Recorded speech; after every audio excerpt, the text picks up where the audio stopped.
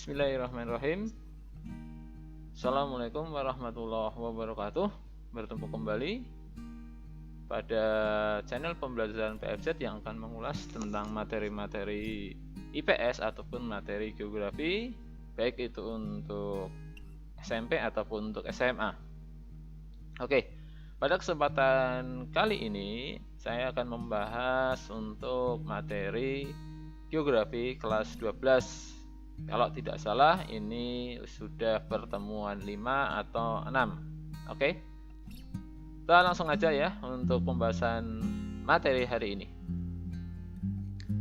Oke, nampak jelas ini ilustrasi pembangunan pada satu wilayah atau pada suatu negara, yang mana untuk pembangunan ini mau tidak mau itu akan terus berlanjut ya. Sebelum kita bahas lebih lanjut, kita urai dulu untuk pembangunan itu sendiri adalah upaya secara sadar dari manusia untuk memanfaatkan lingkungan dalam usaha memenuhi kebutuhan hidupnya. Dengan adanya pembangunan, kehidupan dan kesejahteraan manusia dapat meningkat. Sedangkan untuk tujuan pembangunan dapat tercapai dengan memperhatikan berbagai permasalahan, di antaranya 1. Pengendalian pertumbuhan penduduk dan kualitas sumber daya manusia. 2. Pemeliharaan daya dukung lingkungan. 3. Pengendalian ekosistem dan jenis spesies sebagai sumber daya bagi pembangunan. 4. Pengembangan industri. Dan yang terakhir, mengantisipasi krisis energi sebagai penumpang utama industrialisasi. Jadi, pembangunan itu harus memperhatikan 5 hal tersebut ya. Oke, kita masuk ke pembahasan inti. Ada pusat pertumbuhan atau sering disebut dengan pusat wilayah ya, wilayah pusat pertumbuhan Indonesia, yang mana untuk peta untuk wilayah pembangunan utama dan wilayah pembangunannya ada pada slide berikut ya. Untuk wilayah pembangunan utama A ya akan menaungi wilayah 1, 2. Untuk B dia akan menaungi 3 wilayah. Untuk wilayah C dia akan menaungi 2 wilayah. Dan yang terakhir untuk wilayah D dia akan menaungi 3 wilayah.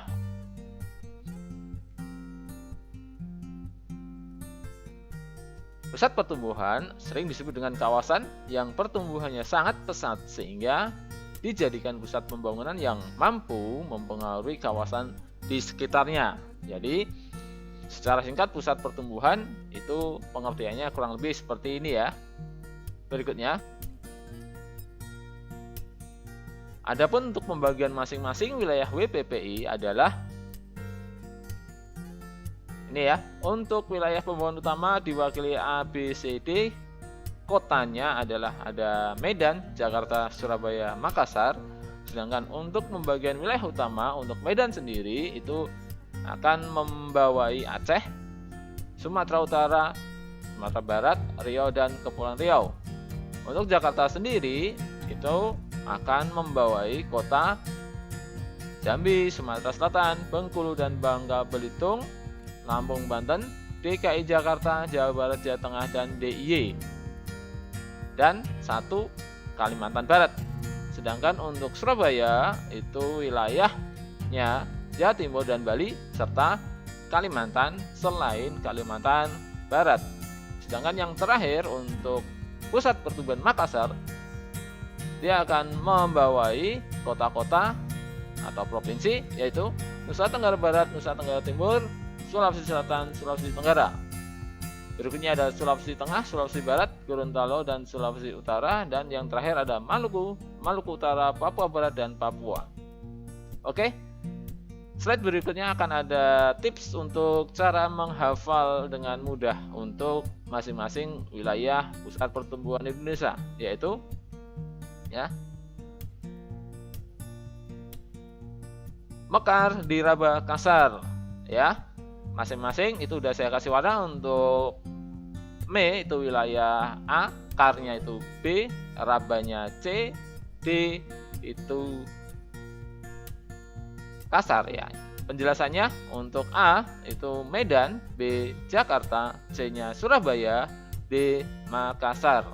Oke, semoga untuk tips ini bisa di hafal ya, bisa untuk memudahkan kalian dalam proses penghafalan. Berikut contoh-contoh untuk pusat-pusat pertumbuhan ya. Yang pertama yang terkenal itu ada Jabodetabek ya, mungkin kalau sekarang Jabodetabek ya, ada Jakarta, Bogor, Depok, Tangerang, Bekasi. Ada segitiga Shijori yang melibatkan 3 negara yaitu Singapura, Malaysia, dan Indonesia. Joglo Semar untuk wilayah kita ya, ada Jogja, Solo, dan Semarang. Untuk wilayah Jawa Timur itu ada Gerbang, Kertosusilo, ada Gresik, Bangkalan, Mojokerto, Surabaya, Sidoarjo, dan Lamongan.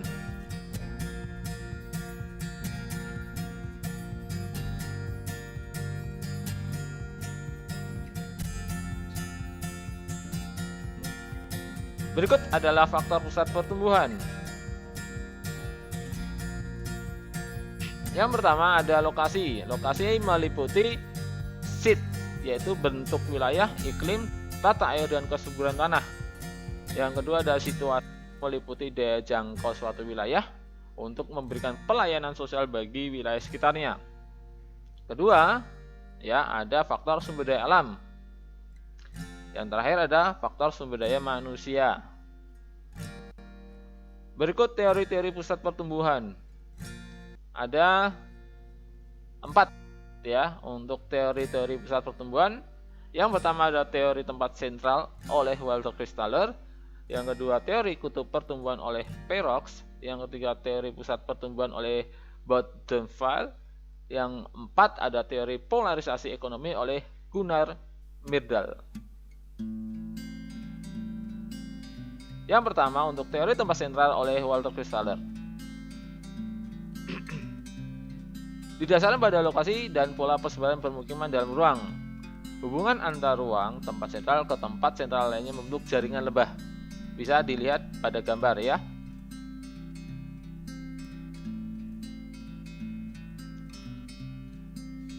Teori tempat sentral yaitu suatu tempat sentral mempunyai batas-batas pengaruh yang melingkar dan komplementer terhadap tempat sentral tersebut.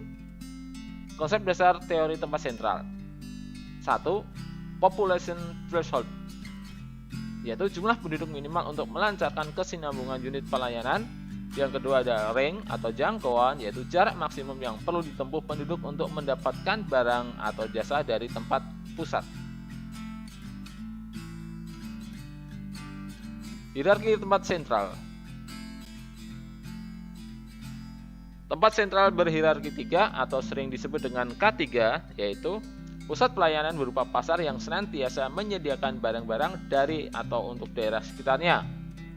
Dalam hal ini, kasus pasar sangat optimal. Hierarki ini memiliki pengaruh sepertiga bagian dari wilayah di sekitarnya. Untuk bisa lebih jelasnya, ya kita amati pada gambar ini ya. Jadi ada kurang lebih sepertiga wilayah ya. Makanya sering disebut dengan hierarki 3 atau K3. Bentuk ya semuanya menyerupai rumah tawon atau sarang lebah. Berikutnya ada tempat sentral berhierarki 4 atau K4, memiliki pengaruh setengah dari wilayah lainnya di sekitarnya. Jadi ada setengahnya. Otomatis nanti gambarnya akan berbeda juga dengan K3. Terus untuk situasi lalu lintas optimum, senantiasa memberikan rute lalu lintas yang paling efisien. Jadi untuk hierarki 4 dia lebih menekankan pada jaringan transportasi. Berikut gambarnya. Ya, terlihat jelas untuk K4 itu berpengaruhnya setengah wilayah. Otomatis gambarnya dengan K3 ada perbedaan. Berikutnya, tempat sentral hierarki 7 atau K7 selain mempengaruhi wilayahnya sendiri, juga mempengaruhi terhadap seluruh wilayah sekitarnya. Jadi pada K7 ini dia akan mempengaruhi seluruh wilayahnya. Dalam hal ini untuk administrasinya sangat optimum.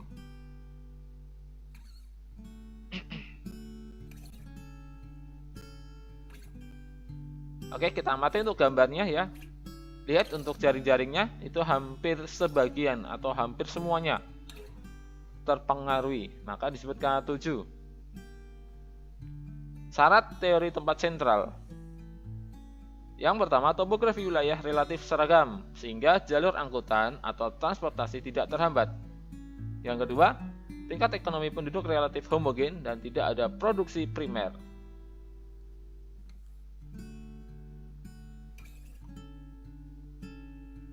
Berikut ini ya bagan yang menjelaskan tentang jenis hierarki teori tempat sentral ya secara umum.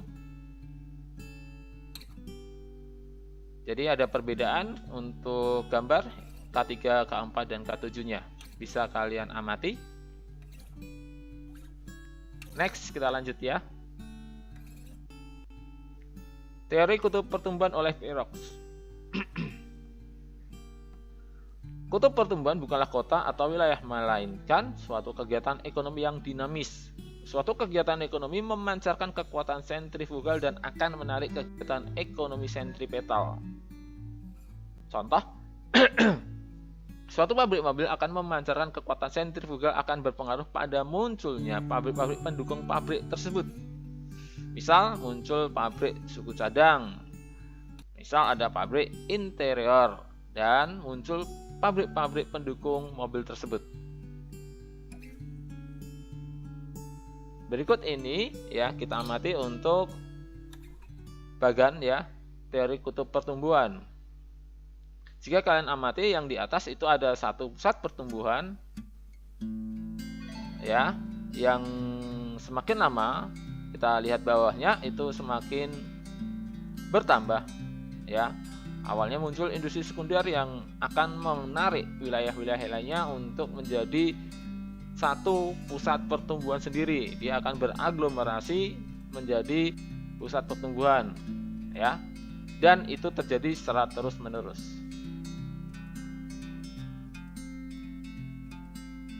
Pusat pertumbuhan adalah sekumpulan fenomena geografis dari semua kegiatan yang ada di permukaan bumi. Kota yang mempunyai industri yang kompleks dapat dikatakan sebagai pusat pertumbuhan yang berpengaruh terhadap kegiatan lainnya. Teori polarisasi ekonomi, yaitu pusat pertumbuhan menjadi daya tarik bagi tenaga buruh dari pinggiran, tenaga terampil, modal, dan barang dagangan yang menunjang pertumbuhan suatu kawasan.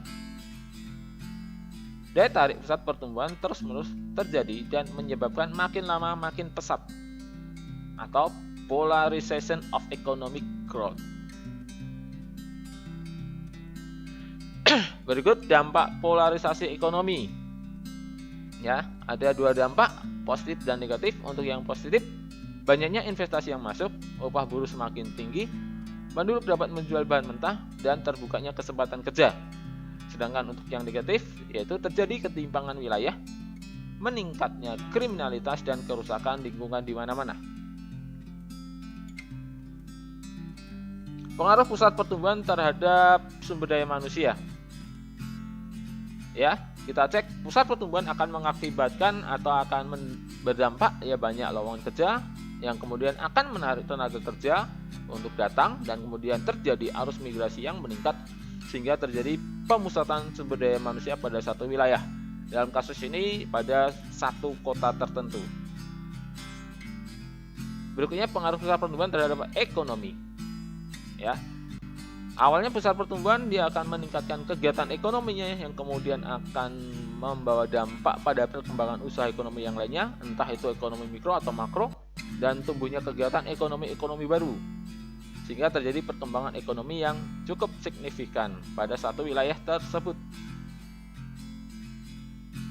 Berikutnya ada pengaruh pusat pertumbuhan terhadap perkembangan sosial budaya. 1. Memotivasi memiliki keterampilan dan pengetahuan, adanya percampuran budaya atau akulturasi. Yang ketiga, arus informasi dari luar wilayah semakin meningkat. 4. Status sosial meningkat seiring peningkatan kesejahteraan hidup. 5. Perubahan sikap penduduk terhadap disiplin waktu, penggunaan uang, dan pemilikan kebutuhan hidup. Oke, berikut ya, udah kita bahas satu persatu untuk pada pertemuan kita hari ini ya, mengenai wilayah pusat pertumbuhan.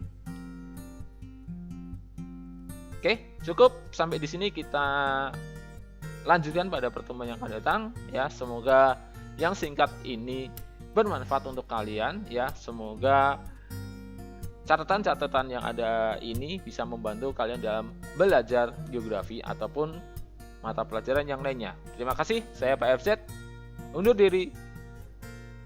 Assalamualaikum warahmatullahi wabarakatuh.